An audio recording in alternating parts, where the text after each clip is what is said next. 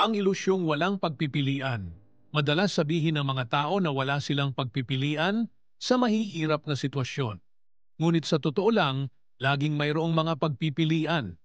Ang tunay na problema ay hindi ang kakulangan ng opsyon, kundi ang pag-iwas sa mas mahirap na landas. Likas sa tao ang hanapin ang madali at komportable. Iniiwasan ang hirap hanggat maaari. Gayunpaman, ang paggawa ng tamang desisyon ay dapat laging unahin kahit na ito ang pinakamahirap na pagpipilian. Halimbawa, maaaring sabihin ng isang taong hindi masaya sa kanyang trabaho na wala siyang ibang pagpipilian kundi manatili.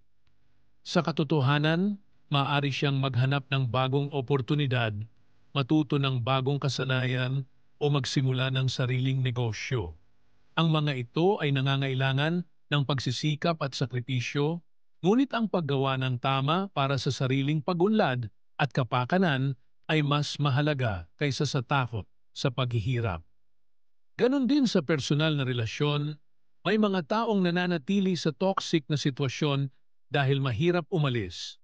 Ngunit, ang pananatili sa isang hindi malusog na kapaligiran ay hindi tamang pagpili. Kahit na may kasamang emosyonal na sakit o pagsubok sa pera, ang pagpili ng moral at tamang landas ang magdadala ng pangmatagalang kasiyahan at kapayapaan.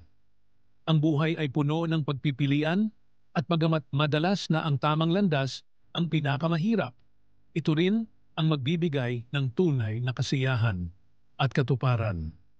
Dapat nating yakapin ang tapang at integridad at piliin ang tama anuman ang hirap na kaakibat nito.